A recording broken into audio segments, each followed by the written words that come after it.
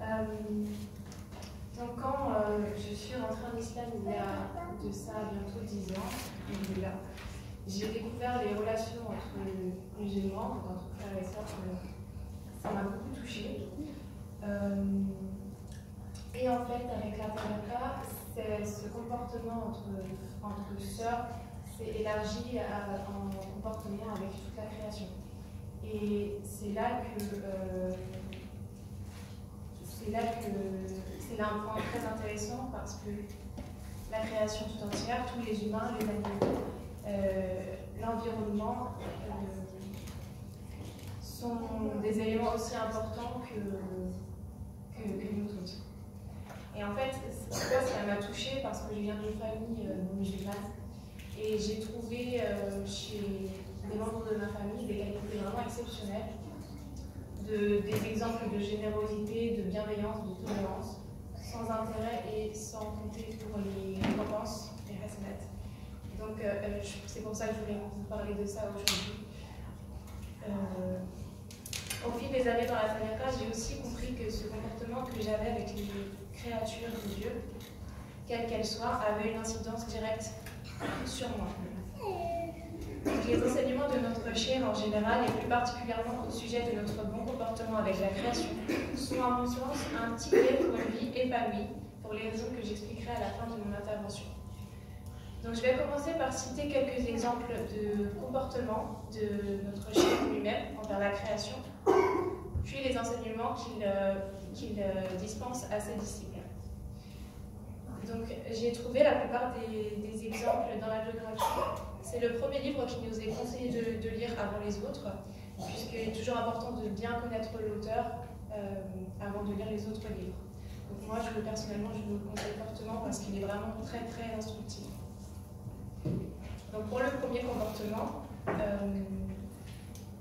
là pour le contexte, ces chiens venaient ils commençaient tout juste à discuter avec les gens, à les appeler à la mort. Et on nous explique que les débuts furent difficiles. Il dut supporter le mal et la moquerie des gens. Il sortit un jour de la mosquée, se présenta à lui un malheureux qui cracha à son noble visage. Notre chien n'eut même pas une pensée pour la vengeance ou pour retourner l'insulte.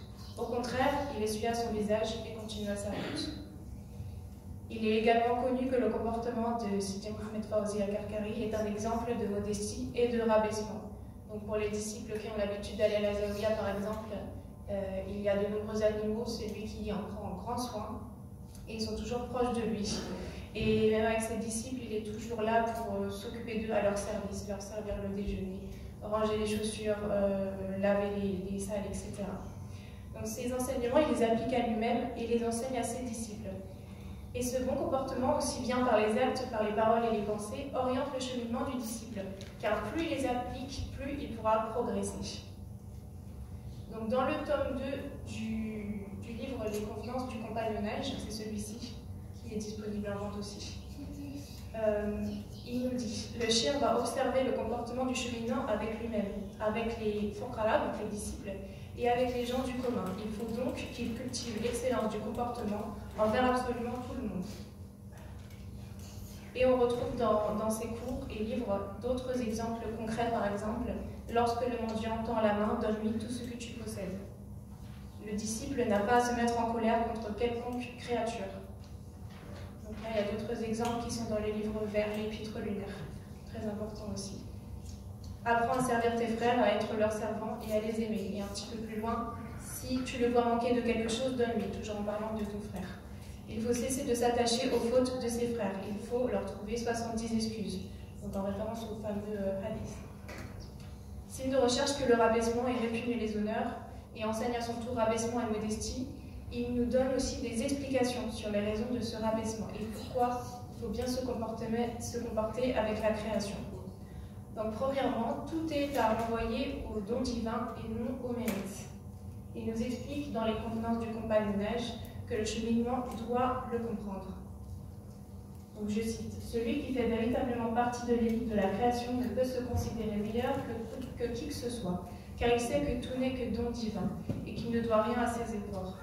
Comment pourrait-il s'enorgueillir de quelque chose qui lui fut donné par pure grâce ?» Il est même précisé dans sa biographie qu'il a déclaré par rapport à son propre statut Jamais nous n'avons cherché à devenir chers. Cela nous est tombé dessus sans que nous le désirions. C'est un don d'Allah. Deuxièmement, on ne connaît en fait pas la réalité ni le destin des personnes avec qui on interagit. Et il faut dire que les apparences sont très souvent trompeuses. Allah dit dans la sourate 49 du Coran, « Ô vous qui avez cru, qu'un groupe ne se raille pas d'un autre groupe. Ceux-ci sont peut-être meilleurs qu'eux. » Et c'est une notion qui est reprise donc, par notre shir dans les convenances du compagnonnage. Ne dénigre jamais qui que ce soit parce que celui que tu dénigres est peut-être meilleur que toi. En effet, il nous explique, toujours dans le même livre, le cheminant ne connaît pas la réalité des personnes qui l'entourent ou de ceux qu'il croise. Il ne sait pas qui d'entre eux aura une bonne fin ou non. Il ne sait pas si lui-même finira dans la rectitude ou dans la mécréance. Et là, toujours, c'est une parole qui m'a touchée personnellement parce que bon, je ne connais pas ma fin, mais si vous m'aviez vu il y a 10 ans, je pense que vous n'auriez pas parlé une seconde que j'allais me reconvertir et que je serais là aujourd'hui. Je vais conclure cette petite partie en citant un passage du livre des Confidences toujours, qui résume parfaitement l'enseignement de notre cher. Il nous répète souvent. Le cheminant sincère considère donc toute la création comme lui étant totalement supérieure. Je dis bien toute la création. Si tu considères un non-musulman meilleur que toi, que dire alors un musulman? C'est pour cela que nous répétons sans cesse aux disciples, rabaisse ta personne et élève tout autre. Cette sagesse, tu dois la graver dans ton esprit et elle doit t'accompagner dans ton cheminement, peu importe la station que tu pourrais atteindre. Garde toujours cela en tête et ne sors jamais de cet état, ne serait-ce qu'une seconde. En plus de considérer que tout n'est que don divin et que l'on ne connaît pas la réalité et la fin des personnes avec qui on interagit, Sidi Mohamed Fawzi Al-Karkari nous aide à comprendre, au fil de notre cheminement, quelle réalité cachée se trouve derrière toute cette création. Lors de sa marche spirituelle de 10 ans au Maroc, dont Lala Elisa nous a parlé tout à l'heure, il avait déjà compris que les apparences sont souvent trompeuses et qu'une miséricorde peut se cacher dans les éléments les plus insoupçonnables. Donc, pour rappel, en fait, dans sa biographie, il nous dit que durant ces 10 années, il a côtoyé toutes sortes de personnes, et surtout les personnes qu'on a tendance à rabaisser, parce qu'on se dit qu'ils sont dans le péché. Donc, il était parmi les prostituées, les toxicomanes, etc.